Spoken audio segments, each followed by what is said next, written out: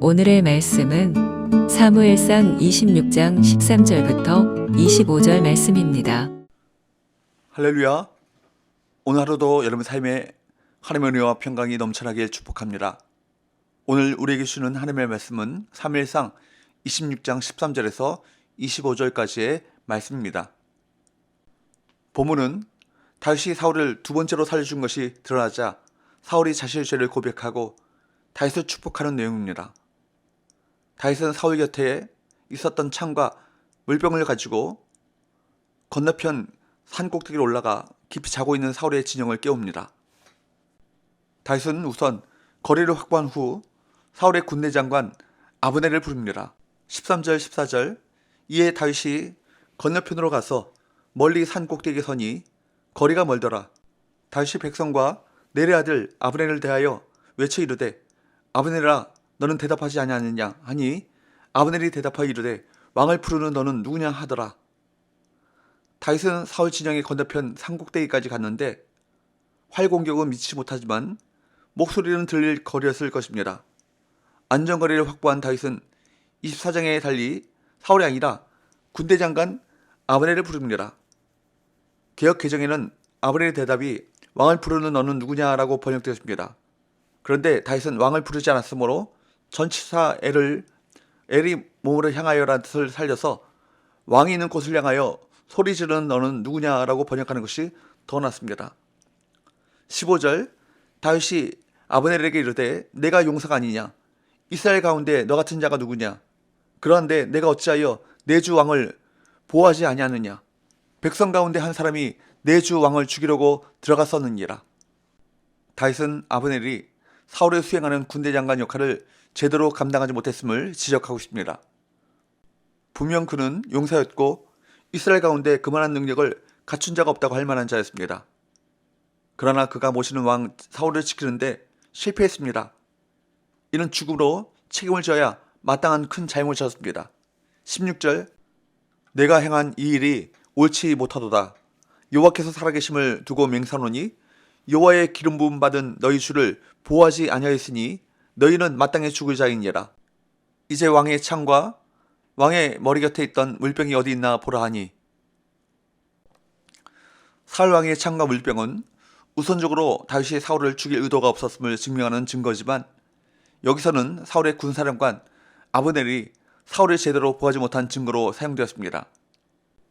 사무엘서 말씀은 이스라엘에서 가장 강한 용사였던 아브넬이라 할지라도 사울을 지킬 수 없음을 드러내고 있습니다. 즉 아무리 유능하고 강하다 해도 사람은 의지할 대상이 될 수 없습니다. 다윗은 하나님을 의지했기에 그 생명을 유지하고 승승장구했지만 사람을 의지했던 사울은 결국 버려질 수밖에 없었습니다. 아브넬과는 달리 사울은 다윗의 목소리를 알아차렸습니다. 17절 사울이 다윗의 음성을 알아듣고 이르되 내 아들 다윗아 이것이 내 음성이냐 하는지라. 다윗이 이르되 내 주 왕이여 내 음성이니이다 하고 사울이 다윗을 내 아들이라 부르고 다윗이 사울을 내 주 왕이라고 부른 것은 엔게디 사건과 유사합니다. 다윗은 19절에서 사울이 하나님의 말씀을 따라 자기를 헤아리는 것이라면 자기가 죽어 하나님께 제물로 바쳐져야 옳겠지만 사람의 말을 따르는 것이라면 자신을 죽이려 하는 그들이 저주를 받아야 한다고 말합니다. 실제로 사울은 10사람들의 말을 듣고 다윗을 찾아 나선 것이기 때문에 다윗이 지적한 대로 사람의 말에 따라 움직인 것입니다. 다윗은 20절에서 사람들의 말을 따라 무가치한 일을 하고 있다며 자기를 죽이려는 시도를 그만두라고 말합니다.